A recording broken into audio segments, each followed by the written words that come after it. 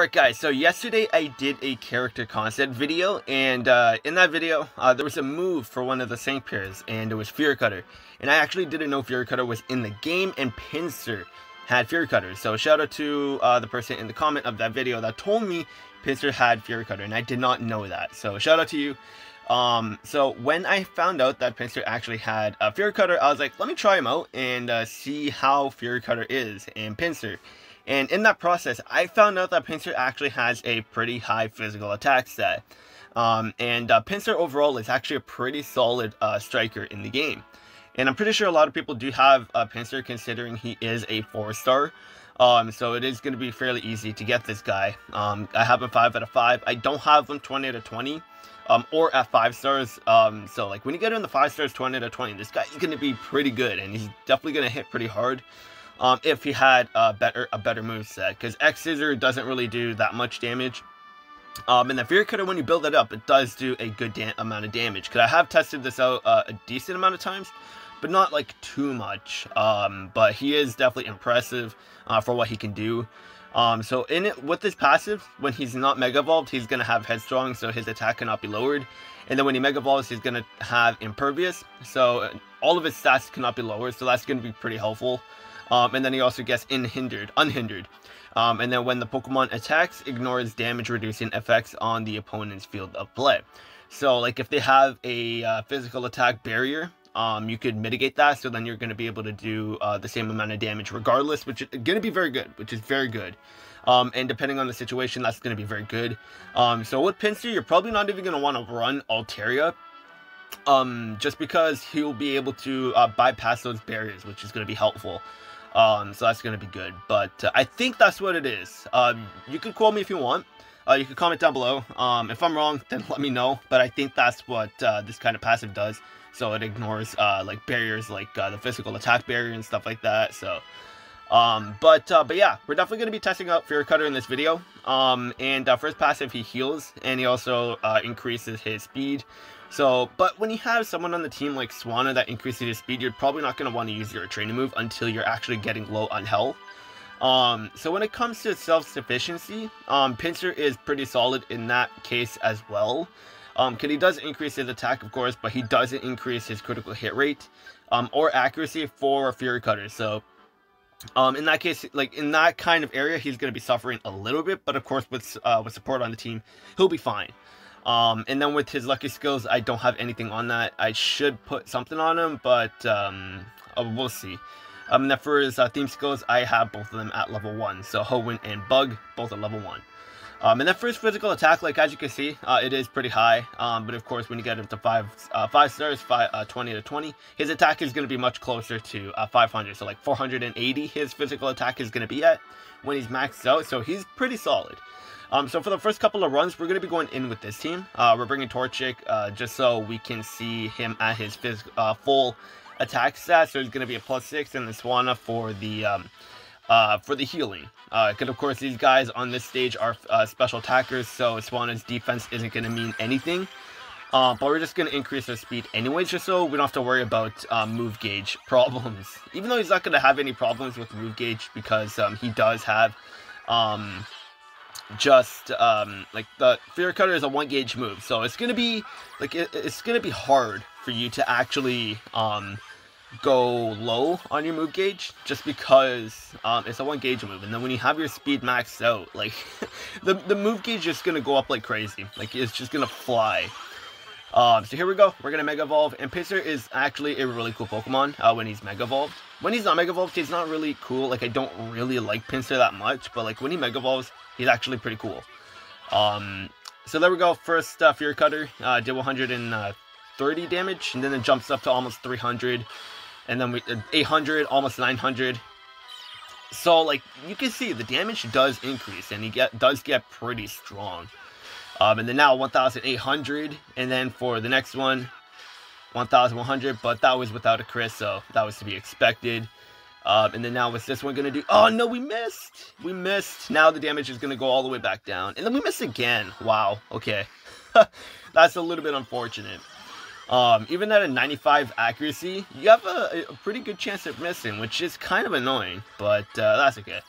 So now he's doing that much. Let's just end it off with X Scissor, just because he only has very little HP, so why not? So X Scissor did 1,800 damage, so it's not bad. So like if we were to put Critical Strike 2 on him, that would easily be a little bit over 2,000 damage with the X Scissor, super effective. So he's not bad. Like, he's not bad. So we'll go into this again, and then we'll see how well he can do when like when he doesn't miss. Like, hopefully we don't miss very often this time around, but if he does, then we'll just take Swan off the team, and then we'll put Meganium in. Or someone else that could increase our accuracy, just so we don't miss, because we're going to keep Torchic on the team, because he does give us physical attack and then crit as well, which is going to be very helpful, of course. So, like, Torchic is always going to be a very good support type in the game, but hopefully in the future he can Mega Evolve, and then his stats, or not Mega Evolve, Evolve.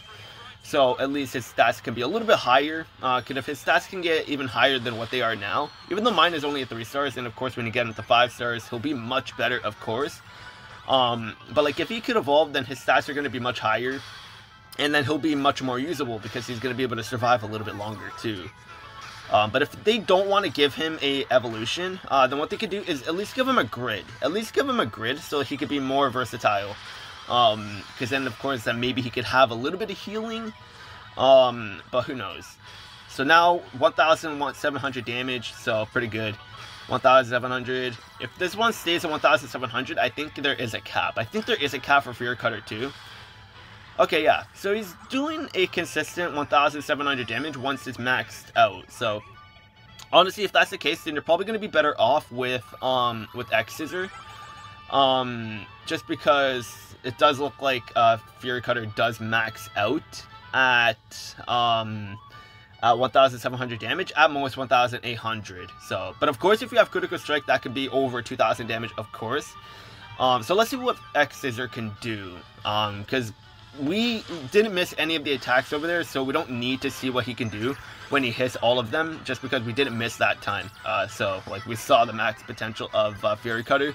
And it's pretty good. It's pretty good. But if X Scissor can do the same amount of damage, then there's really no point in bringing someone on the team. Like, if you want to go for Fury Cutter just because like you have more fun with that move, then go ahead. But if you want to have something that's a little bit more consistent, then of course you're probably going to want to go for X Scissor. But we'll find out if X Scissor does the same amount of damage.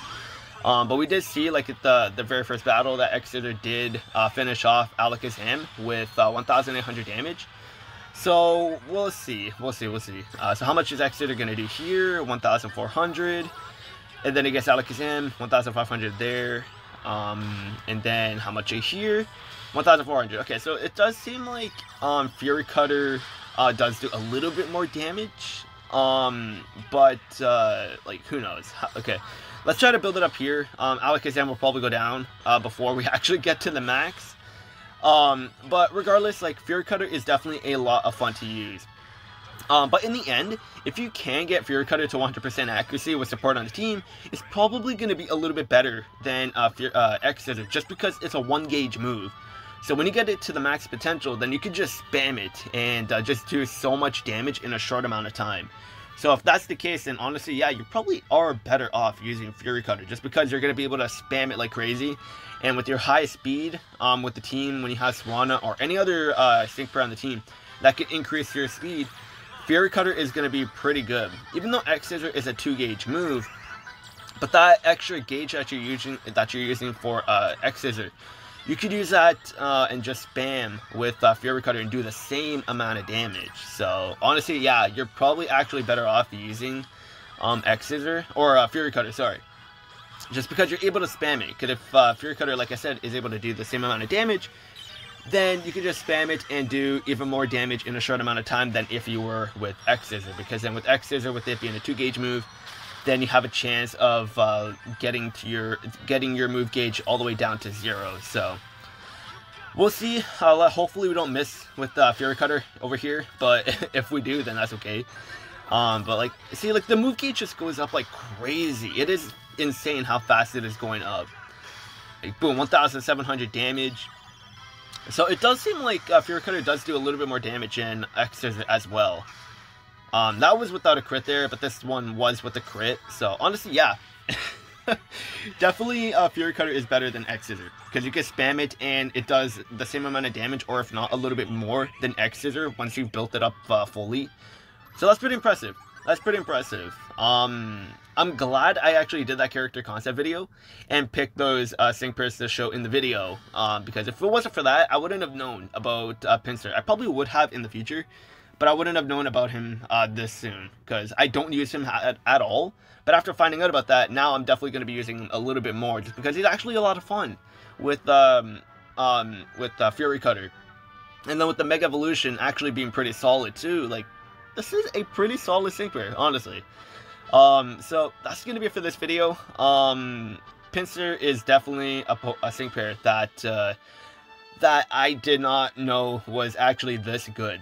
I probably should have known, but I did not. But what can you do? It is what it is. But let me know what you guys think of Pinsir. Do you think he's underwhelming, or do you think he's actually pretty solid? Personally, I'm definitely going to be using him a little bit more now. Obviously there's better bug type strikers in the game, like Lusamine and Guzma, but honestly, if you don't have any of them, like if you're a new player and you started summoning and you did end up getting Noland with Pinsir, they're a pretty solid bug type, and with their physical attack stat being pretty high, when you get them the 5 stars, 20 out of 20, they're going to be very strong. So when you get them with critical strike as well, they're going to be doing even more damage too. So honestly, they're pretty good. They're definitely pretty good. So like I said, let me know what you guys think of Pinsir. Do you use them often, or do you not use them, or are you going to give them a try after this video? Let me know down below. Me personally, like I said, I did not know about them, and now I actually do really like them. But anyways, that's going to be it for the video, and I'll see you guys later.